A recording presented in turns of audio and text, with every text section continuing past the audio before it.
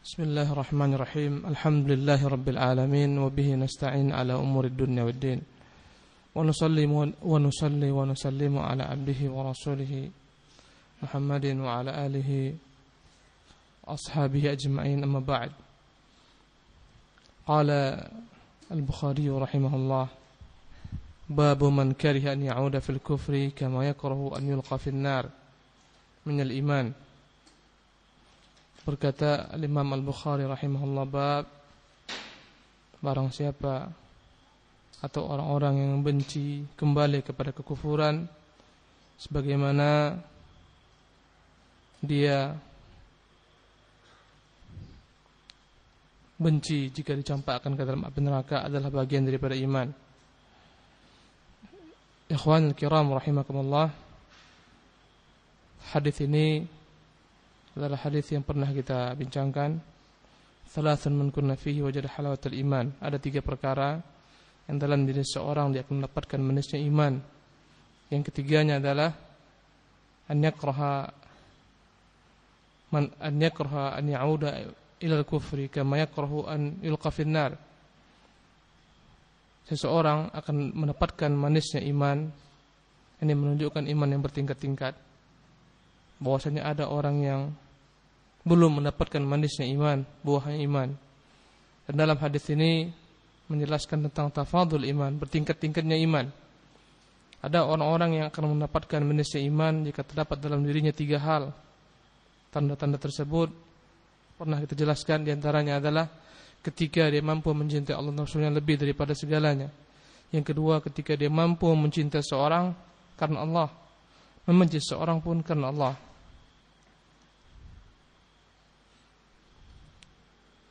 Yang ketiga adalah ketika dia begitu membencinya kekufuran sebagaimana dia benci jika dicampakkan ke dalam api neraka. Adapun kaitan bab ini dengan bab kitabul iman adalah bahwasanya bagian daripada iman adalah amalan hati, amal qulub. Membenci adalah bagian daripada amalan hati. Membenci kekufuran itu bagian daripada iman. Bahkan tidak ada iman seorang yang tidak membenci kekufuran. Maka ini menunjukkan sahnya mazhab Ahlussunnah wal Jamaah bahwa al-imanu qaulun wa i'tiqadun wa amal. Iman adalah ucapan, i'tikad dan amal. Dan membenci adalah bagian daripada amalan hati. Dan itu bagian daripada iman. Maka yang tidak benci kepada kekufuran tidak ada dalam dirinya keimanan sama sekali. Maka syarat la ilaha illallah adalah la ilaha illallah. Pertama, nafyul alihah, menafikan Tuhan-Tuhan selain Allah Subhanahu wa taala. Konsekuensinya adalah membenci Tuhan-Tuhan dari selain Allah Subhanahu wa taala. Membenci orang-orang yang menghambakan dirinya kepada selain Allah Subhanahu wa taala. Konsekuensinya adalah membenci kekufuran dan ahlu kufri. Membenci kesyirikan dan ahlu syirki. Itu yang pertama. Yang kedua adalah itsbatul ibadati lillahi ta'ala, menetapkan penghambaan diri hanya kepada Allah Subhanahu wa taala. Tidak akan sempurna tauhid tanpa mengingkari kekufuran dan kesyirikan. Barang siapa yang dia memberikan ibadahnya untuk Allah, salat untuk Allah, puasa, zakat, semuanya untuk Allah, tetapi dia tidak membenci kekufuran, tidak mengingkari kekufuran, tidak sah keimanannya. Andai kata ada kuburan yang ditawafi, dia diam. Dalam artian tidak mengingkarinya baik dengan lisan, baik dengan perbuatan ataupun dengan hatinya. Ya, ada perdukunan tersebar di masyarakatnya dan dia diam. Dalam artian tidak mengingkarinya dalam bentuk tindakan ataupun perbuatan ataupun dengan lisannya ataupun dengan hatinya. Merajalelanya fenomena kesyirikan dan dia diam, tidak mengingkari. Ya, bahkan dia ridha dengannya karena dia menunjukkan tanda ridha. Tentunya tingkat yang terendah daripada mengingkari kemungkaran adalah mengingkari dengan hati. Kemungkaran yang terjadi pun tidak dia ingkari dengan hatinya, menunjukkan tidak ada dalam dirinya keimanan sedikit jua pun. Maka orang yang dalam hatinya tidak ada pengingkaran kepada kesyirikan, kekufuran, dia tidak beriman, tidak sah tauhidnya. Tidak sah hanya ungkapan kita illallah, hanya Allah SWT yang berhak diibadati. Sampai kita nafil alihah, la ilah, menafikan Tuhan-Tuhan dari selain Allah SWT. Dan konsekuensinya membenci kekufuran. Maka ikhwan rahimakumullah, yang kita ingin ambil di sini bahwasanya membenci kekufuran adalah bagian daripada iman. Dan membenci adalah amalan hati, dan ini menunjukkan sahnya mazhab Ahlussunnah bahwasanya di antara bentuk amalan adalah amalan hati, i'tiqad. Kita harus meyakini tentang kekufuran itu kufur. Kita harus membenci kekufuran itu kufur, membenci pelakunya, berlepas diri padanya, dan seterusnya. Tidak sah keimanan seorang muslim sampai dia mampu berlepas diri pada segala macam bentuk kekufuran. Sebagaimana Ibrahim alaihi salatu wassalam berkata kepada kaumnya, inni bura'a'u minkum wa mimma ta'buduna min dunillah. Sesungguhnya aku berlepas diri pada kalian dan daripada apapun yang kalian sembah kecuali Allah Subhanahu wa taala. Kama yakrahu an yulqa finnar, sebagaimana dia itu benci jika dicampakkan ke dalam api neraka. Wa'iyadzan billah. Dia khawatir kembali kepada kekufuran. Dia khawatir dikembalikan Allah SWT kepada kekufuran, dicampakkan ke neraka setelah Allah SWT berikan kepadanya iman. Naam. Kemudian berkata Imam Bukhari rahimahullah, bab tafadhuli ahli iman fil amal. Bab tafadhul, bertingkat-tingkatnya ahli iman fil amal, orang-orang beriman di dalam amalan mereka. Imam Bukhari menyebutkan dalam sahihnya bahwasanya kelak akan dikeluarkan dari dalam neraka seseorang yang dalam hatinya ada sebesar biji zarah daripada keimanan. Subhanallah. Dikeluarkan dari dalam neraka orang yang dalam hatinya terdapat sebesar biji zarah daripada keimanan. Kemudian disuruh mandi dalam sungai kehidupan namanya Nahrul Hayat.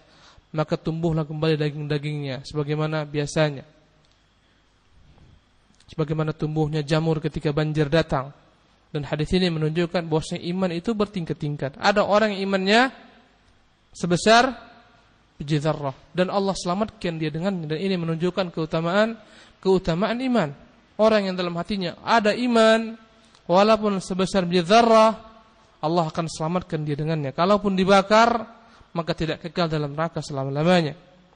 Ini menunjukkan keutamaan iman, bahwasanya iman akan menyelamatkan pemiliknya daripada api neraka selama-lamanya. Bahkan jika Allah SWT berkehendak, Allah akan mengampuni ahli iman yang berbuat kemaksiatan, berbuat dosa-dosa besar. Sebagaimana Allah mengatakan, innallaha la yaghfiru an yushraka bihi wa yaghfiru ma duna dzalika liman yasha. Sesungguhnya Allah tidak akan mengampuni orang-orang yang menyekutukan dirinya, dan akan mengampunkan selain itu kepada siapa-siapa yang dia kehendaki. Maka dosa-dosa besar masuk ke dalam ungkapan selain itu. Jika Allah berkehendak, dengan imannya Allah ampunkan dosa-dosa besarnya, sebagaimana dalam haditsul bitaqah.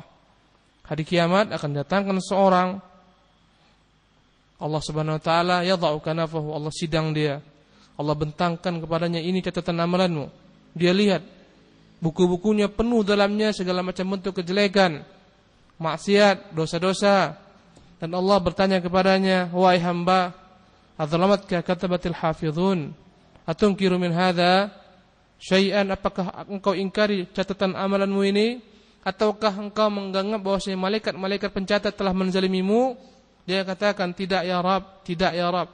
Allah bertanya kepadanya, hal laka min hasanatin, apakah engkau memiliki kebaikan yang kau simpan untuk hari ini? Dia akan mengatakan, la ya Rabb, enggak ada kebaikanku ya Allah. Dan dia menganggap dirinya akan binasa, dimasukkan ke neraka. Allah mengatakan, bala laka indi hasanah udakhiruha, ketahuilah sungguhnya engkau memiliki kebaikan yang kau simpan. Maka dikeluarkanlah ketika itu la ilaha illallah dalam bentuk kartu bitaqah. Maka disuruh Allah SWT untuk menimbang catatan kejelekannya dalam satu timbangan, dan la ilaha illallah dalam timbangan lainnya, dalam neraca timbangan lainnya. Maka beratlah la ilaha illallah, maka dengannya Allah SWT ampunkan dosa-dosanya. Ini menunjukkan tafadhul alaihi ahli iman. Orang beriman itu bertingkat-tingkat. Ya, Allah menyebutkan dalam Al-Qur'an Al-Karim tentang 3 golongan orang-orang yang beriman. Tsumma awrathna al-kitaba alladziina istafaina min ibadina. Kami wariskan Alkitab kepada yang kami pilih daripada hamba-hamba kami. Faminhum zalimun li nafsihi, Ada orang-orang yang menzalimi dirinya, wa minhum muqtasid, ada orang-orang yang pertengahan, wa minhum sabiqun bil khairat, dan ada orang yang berlomba-lomba kepada kebaikan. Ini menunjukkan tingkatan iman yang berbeda-beda. Ada yang beriman tapi menzalimi dirinya, ada yang pertengahan dan ada yang berlomba-lomba. Yang menzalimi dirinya adalah mencampur adukan imannya dengan kemaksiatan, dengan dosa-dosa besar. Adapun yang pertengahan adalah orang-orang yang mengerjakan kewajiban-kewajiban, kalaupun mengerjakan perkara-perkara sunnah bukanlah merupakan kebiasaannya. Adapun yang ketiga adalah tertinggi mereka adalah orang-orang yang berlomba-lomba dalam segala macam bentuk cabang-cabang kebaikan. Ini menunjukkan iman bertingkat-tingkat, menunjukkan sahnya mazhab Ahlussunnah wal Jamaah.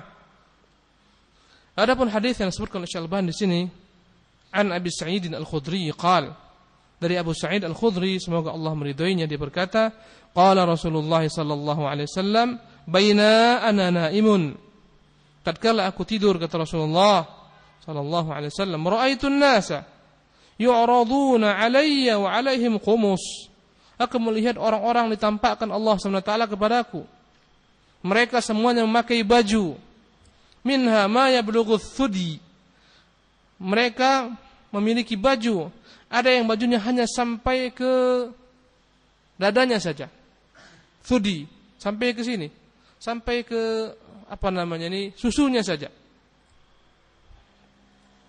Wa minha ma yablughu duna dzalik, ada yang lebih kurang daripada itu.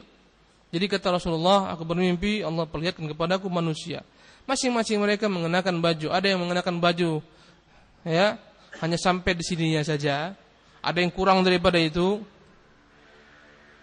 Wa urida alayya Umar bin Khattab, dan ditampakkan oleh Allah SWT kepadaku Umar bin Khattab, wa alaihi qamisun yajurru, aku melihat dia memakai baju yang panjang sampai yajurruhu, dia seret-seret saking panjangnya. Qalu, mereka sahabat bertanya, fama awwalta dzalika ya Rasulullah, apa takwil mimpi yang kau lihat itu ya Rasulullah? Qala al-ilm, qala ad-din, berkata Rasulullah, takwilnya adalah din, agama Umar. Subhanallah. Ini menunjukkan ya ikhwan rahimakumullah, bahwasanya mimpi anbiya, mimpinya para nabi adalah merupakan wahyu ya Allah Subhanahu wa taala wahyukan kepadanya. Ya, yang kedua, bahwasanya mimpi itu ada yang memiliki takwil, dan itu adalah mimpi yang sifatnya ilham daripada Allah Subhanahu wa taala. Jika diberikan kepada para nabi, dialah wahyu. Jika diberikan kepada selain nabi dari golongan umat, maka dia adalah ilham dalam bentuk mimpi yang memiliki takwil. Dan hadis ini menunjukkan bolehnya mentakwilkan mimpi, tentunya jika mimpi tersebut adalah mimpi yang benar, yang datangnya daripada Allah Subhanahu wa taala. Dan hadis ini menunjukkan keutamaan Umar bin Khattab radhiyallahu taala anhu, di mana Rasulullah melihat orang-orang memakai pakaian, ada yang sampai susunya, ada yang kurang lagi. Ada pun Umar radhiyallahu taala anhu memakai pakaian yang penuh sampai menjulur-julur ke bawah. Dan bukanlah hadis ini ikhwan dalil yang dapat digunakan orang-orang membolehkan isbal. Ahlu syubhat, orang-orang di otaknya ada syubhat, semua dia pakai sebagai dalil. Musik, dalilnya hadis Jibril, yang kadang-kadang wahyu datang dalam gemerincing lonceng, ini dalilnya. Ya, isbal ini dalilnya. Enggak ada seperti ini. Ya. Hadis ini menunjukkan keutamaan Umar bin Khattab radhiyallahu taala anhu, di mana orang-orang memiliki agama, tapi Umar memiliki agama yang lebih daripada yang lain-lainnya. Adapun wajh syahid menunjukkan bahwasanya kepada kita agama itu bertingkat-tingkat. Maksudnya tingkatan agama manusia itu bertingkat-tingkat, dan ini menunjukkan tingkatan iman. Dan ini jelas merupakan keutamaan Umar bin Khattab radhiyallahu taala anhu ardhah. Rasulullah SAW memberikan rekomendasi tentang keutamaan Umar, dan banyak sekali keutamaan Umar radhiyallahu taala anhu. Kata Rasulullah SAW, andai kata ada yang layak menjadi nabi setelahku, maka dialah Umar. Subhanallah. Umar mulham, selalu Allah beri ilham. Bahkan ada beberapa tempat dalam Al-Quran Al-Karim turun itu setelah musyawarah Umar. Banyak. Ya. Umar senantiasa Allah beri ilham dan Allah beri taufik. Begitu cerdasnya Umar. Sampai-sampai kata Rasulullah SAW, andai kata ada orang yang layak jadi nabi setelahku, maka dialah Umar. Ada beberapa tempat dalam Al-Qur'an Al-Karim turun ayat gara-gara Umar radhiyallahu taala sesuai dengan apa yang Umar inginkan. Banyak. Ya. Di antaranya tentang salat ke arah makam Ibrahim di Ka'bah. Berkata Umar, ya Rasulullah, kenapa kita tidak jadikan makam Ibrahim sebagai tempat kita untuk mengarahkan salat? Maka turunlah ayat wattakhidha min maqami Ibrahim musalla. Umar ketika dalam pesta Rasulullah menikah sallallahu alaihi wasallam, ya, berkata Umar kepada Rasul, ya Rasulullah, halah ajabta imra'atak, kenapa tidak kau hijabi istri-istrimu? Maka turunlah ayat memerintahkan mereka berhijab dalam banyak tempat. Dalam kisah perangan Badar, Abu Bakar mengatakan yang ditawan lebih baik ya Rasulullah mereka suruh tebus fidyah saja. Kata Umar, tidak, penggal kepala mereka. Allah benarkan Umar. Laula kitaban minallahi sabaq lamassakum fima akhadtum alaihi adzabun azim. Andai kata bukan ketentuan takdir yang lampau, pastilah kalian mengambil tebusan akan mendapatkan karenanya azab yang pedih. Dan banyak hal-hal lain menunjukkan keutamaan Umar. Dan ini menunjukkan bantahan yang telak kepada Rafidah, orang-orang Syiah yang pagi, sore, siang, malam kerja mereka adalah mencari-cari kejelekan Umar radhiyallahu ta'ala. Mereka paling benci kepada Umar, melebihi bencinya mereka kepada Abu Bakar radhiyallahu ta'ala. Karena Umar lah yang menghabisi kerajaan mereka Persia. Karena wallahi jika anda perhatikan Syiah, agama Syiah banyak sekali merupakan cerminan daripada agama Zoroaster, Persia, Majusi. Dan Majusi begitu dekatnya dengan agama Yahudi. Maka dalam agama Syiah campuran daripada berbagai macam bentuk agama Majusi dan Yahudi. Wa iyadzan billah. Yang jelas ikhwan, ini menunjukkan tafadhul ahli iman, bertingkat-tingkatnya keimanan orang-orang beriman. Yang berikutnya berkata Imam Bukhari rahimahullah, babul haya minal iman. Bab al-haya'u minal iman. Bab malu adalah bagian daripada iman. An Salim bin Abdullah an Abi anna Rasulullah sallallahu alaihi wasallam marra ala rajulin min al-ansar wa huwa ya'idhu akhahu fil haya' yaqulu innaka latastahi hatta ka'annahu yaqulu qad adarra bika faqala Rasulullah sallallahu alaihi wasallam da'hu fa innal haya'a minal iman. Bab malu adalah bagian daripada iman. Dan malu ini ikhwan, amalan apa? Amalan hati. Maka hadis-hadis yang kumpul Imam Bukhari sebagian menunjukkan amalan zahir, sebagian menunjukkan amalan lisan dan sebagian menunjukkan amalan hati. Malu adalah bagian daripada iman. Ya. Berkata Rasulullah SAW, al-haya'u minal iman. Al-haya'u syu'batun minal iman. Malu adalah bagian daripada keimanan. Dan malu ini ikhwan adalah sifat yang ada dalam diri seorang yang dengannya dia itu khawatir jika dinisbatkan kepadanya kejelekan. Dia menjaga dirinya agar tidak dicela orang. Inilah namanya malu. Dan ini malu yang terpuji. Ya, akhlak yang terdapat dalam diri seorang yang membuat dia ya betapa khawatirnya jika dinisbatkan kejelekan kepada dirinya. Inilah malu, dan inilah malu yang terpuji. Makanya Rasulullah SAW menyebutkan hadis tentang perkataan para nabi-nabi sebelumnya. Ya, sebagaimana suci beliau meriwayatkan, inna mimma adrakan nas, sesungguhnya daripada apa yang didapatkan manusia min kalamin nubuwatil ula, daripada perkataan para nabi-nabi terdahulu, idza lam tastahi fasna ma syi'ta. Jika engkau tidak memiliki rasa malu, buatlah suka hatimu. Wallahi ikhwan, yang beda-bedakan manusia adalah sifat malunya. Lihatlah perempuan-perempuan yang tidak memiliki sifat malu. Subhanallah, bagaimana penampilan mereka, pakaiannya yang ketat, enggak ada rasa malu. Pakai celana pendek, wa'iyadzan billah, pakai baju yang ketat, menampakkan auratnya, enggak malu. Subhanallah. Orang berbuat kejelekan enggak malu, menzalimi manusia enggak malu, menipu enggak malu, berdusta enggak malu, korupsi enggak malu. Apa yang membuat mereka yakni melakukan perbuatan-perbuatan nista ini? Semuanya karena kurangnya rasa malu. Makanya kata Allah, kata Rasulullah, idza lam tastahi, perkataan nabi-nabi terdahulu, jika engkau tidak punya malu, buatlah suka hatimu. Banyak orang-orang yang telah tercabut akar malu dari hatinya. Subhanallah. Orang-orang yang tidak memiliki sifat malu adalah orang yang tidak ada dalamnya kebaikan. Enggak malu dia. Ya, enggak malu dia menipu, berdusta, enggak malu dia berkhianat dan seterusnya. Enggak malu buat maksiat. Enggak malu dia berzina, bahkan dia yang katakan kepada orang. Ya dan billah, Allah musta'an. Ini semua adalah menunjukkan kurangnya iman. Ya. Maka dari Salim bin Abdullah, dari bapaknya, yakni Ibnu Umar, bahwasanya Rasulullah sallallahu alaihi wasallam marra ala rajulin minal ansar. Rasulullah sallallahu alaihi wasallam sedang melewati seseorang dari golongan orang Ansar. Ya, dari golongan Ansar. Dan ini menunjukkan ikhwan, sahabat Rasulullah itu ada yang dari asalnya Ansar, ada yang asalnya daripada Muhajirin. Dan penamaan ini dari Rasulullah sallallahu alaihi wasallam. Dan pembagian ini ikhwan adalah pembagian yang tidak terlarang dalam agama. Bahwasanya ini daripada Ansar, ini daripada Muhajirin, enggak terlarang. Ini dari suku ini dari suku ini enggak terlarang. Maka ikhwan, segala macam bentuk ismu yang berkaitan dengan warna kulit, bahasa, daerah dan seterusnya, hukum asalnya itu adalah fitrah manusia. Mereka mencintai daerahnya, mencintai sukunya. Siapa di sini yang benci kepada sukunya? Enggak ada. Mencintai tanah airnya, daerahnya, sukunya, bahasanya, orang-orang sekampungnya.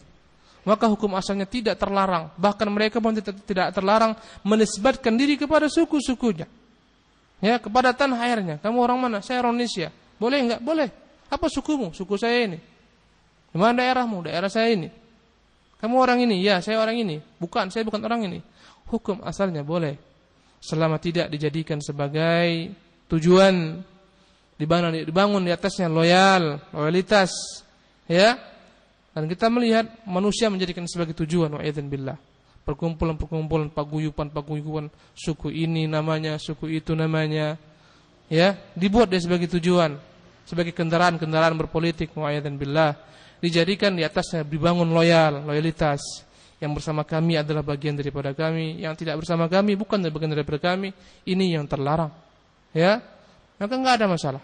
Penamaan dan seterusnya, yayasan-yayasan dan seterusnya, jika dia bukan dijadikan sebagai tujuan. Dari sini Rasulullah SAW melewati salah seorang daripada Ansar. Penyebutan Ansar adalah penyebutan yang syar'i. Subhanallah. Wa huwa ya'idhu akhah, dan dia sedang memberikan nasihat kepada saudaranya. Subhanallah. Dan ini menunjukkan masyru'iyatun nasihah, disyariatkan saling nasihat, menasihati satu sama lain. Allah katakan wa tawasau bil haq. Salinglah kalian, mereka saling nasihat, menasihati dalam kebenaran. Ad-dinun nasihah, agama ini adalah merupakan nasihat. Qulna, kami bertanya, liman? Nasihat untuk siapa? Qala lillahi wa li kitabihi wa li rasulihi wa li a'immatil muslimina wa 'ammatihim. Nasihat untuk ikhlas beragama karena Allah, mengikuti Rasulullah. Nasihat untuk pemimpin-pemimpin kaum muslimin. Nasihat untuk mengamalkan kitab Allah. Dan nasihat kepada orang-orang awam kaum muslimin. Maka ini menunjukkan anjuran saling nasihat menasihati, di mana Rasulullah melewati orang Ansar tersebut dan dia sedang menasihati saudaranya. Dan Rasulullah tidak mengingkari dia menasihati saudaranya. Cuma yang diingkari Rasulullah adalah bobot nasihatnya, isi nasihatnya. Apa yang dia nasihatkan kepada saudaranya? Wa huwa ya'idhu akhahu aw yu'atibu akhahu fil haya. Dia menasihati atau mencela saudaranya karena terlampau berlebihan dalam pandangannya, memiliki sifat malu yang berlebihan. Al-Imam Al-Hafidz Ibnu Hajar dalam Fathul Bari menyebutkan keterangan bahwasanya orang ini saking pemalunya dia, banyak hak-haknya diambil orang, enggak diambil. Ya, mungkin orang utang enggak bayar, malu dia mintanya, hilang haknya. Mungkin orang mengambil hartanya, malu dia untuk kembali mengambilnya dan seterusnya. Mungkin hak-haknya banyak diabaikan manusia. dia malu meminta haknya karena malu. Ya, maka saudaranya ini mencela sahabatnya, engkau ini pemalu kali, engkau ini begini. Yaqulu innaka latastahi, engkau ini parah kali sifat malumu. Hatta ka'annahu yaqul qad adarra bika. Sampai kata perawi hadis ini Abdullah bin Umar, sampai seolah-olah dia mengatakan sifatmu ini membahayakan dirimu. Ya, maka ketika Rasulullah mendengar dia terus-menerus menasihati saudaranya tentang sifat malu ini, faqala Rasulullah sallallahu alaihi wasallam, maka Rasulullah pun menjawab, da'hu fa innal haya'a minal iman. Biarkan dia dengan sifat malunya. Sesungguhnya malu itu bagian daripada iman. Ya, inilah malu yang disyariatkan. Bahkan terkadang ikhwan, andai kata perkara-perkara dunia membuat kita pecah belah hati dan seterusnya, maka lebih baik kita mengalah malu kita. Ya, memperebutkan perkara-perkara berkaitan dengan dunia dan seterusnya, ngalah lebih baik.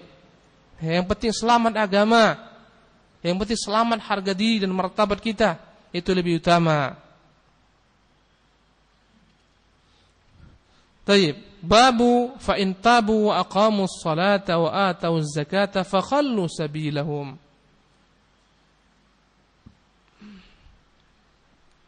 Bab, berkata Imam Bukhari rahimahullah ta'ala, bab firman Allah subhanahu wa ta'ala, fa in tabu, jika mereka bertaubat, wa aqamus salata, dan mereka menegakkan salat, wa atawuz zakata, mereka menunaikan zakat, fa khallu sabilahum, biarkan mereka, tinggalkan mereka, jangan perangi mereka. Fa in tabu wa aqamus salata wa atawuz zakata fa khallu sabilahum. Dalam ayat lainnya, fa in tabu wa aqamus salata fa ikhwanukum fid din. Kaifa syekh? Hakadha nazal. Fa in tabu wa aqamus salata fa khallu sabilahum wa atawuz zakata fa khallu sabilahum. Wa fi ayatin ukhra, fa in tabu wa aqamus salata wa atawuz zakata fa ikhwanukum fid din. Andai kata mereka taubat, mereka menegakkan salat, mereka menunaikan zakat, mereka saudara-saudara kalian satu agama. Subhanallah. Ikhwani al-kiram rahimakumullah. Adapun ayat yang diucapkan oleh Allah Subhanahu wa taala ini dikaitkan dengan bab iman, bahwasanya bagian daripada iman amalan-amalan jawarih, perbuatan-perbuatan anggota tubuh seperti salat, menunaikan zakat dan seterusnya. Ya. An Ibnu Umar anna Rasulullah sallallahu alaihi wasallam qala, dari Ibnu Umar, semoga Allah meridhoinya, bahwasanya Rasulullah bersabda, umirtu an uqatilan nas, aku diperintahkan untuk memerangi manusia hatta yashhadu an la ilaha illallah, sampai mereka bersaksi bahwasanya tidak ada ilah yang hak diibadati kecuali Allah, wa anna Muhammadan Rasulullah, sampai mereka bersaksi Muhammad adalah utusan Allah, wa yuqimus salata, sampai mereka menegakkan salat, wa yu'tuz zakata, dan mereka menunaikan zakat.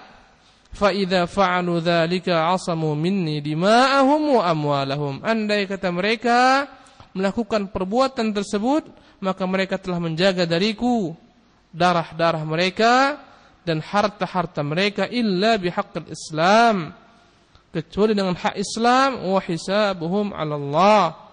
Adapun perhitungan mereka diserahkan kepada Allah Subhanahu wa taala. Ya ikhwani rahimakumullah, hadis yang mulia ini tentunya menunjukkan kepada kita di antara bagian daripada iman adalah amalan al-jawarih. Dia merupakan tanda-tanda keimanan. Bersyahadat la ilaha illallah Muhammad Rasulullah, menegakkan salat, menunaikan zakat. Ya, andai kata mereka kerjakan ini, berarti mereka beriman. Jangan disentuh, jangan diperangi, ya, jangan diambil harta mereka, jangan mereka ditumpahkan darah mereka, karena itu mereka orang beriman. Ini menunjukkan perbuatan-perbuatan ini merupakan tanda-tanda keimanan. Andai kata tidak mereka kerjakan ini, mereka tidak mengikrarkan syahadat, ya, mereka tidak menegakkan salat, mereka tidak membayar zakat, perangi mereka. Ini menunjukkan mereka tidak beriman. Maka amalan-amalan ini adalah amalan jawarih. Semuanya bagian daripada iman yang dipahami oleh ahlu sunnah wal jamaah.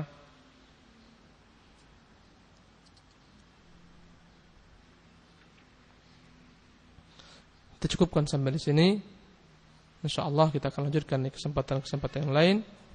Aqulu qouli hadza wa astaghfirullah li wa lakum wa atubu ilaih. Wa sallallahu alaihi wa sallam Muhammadin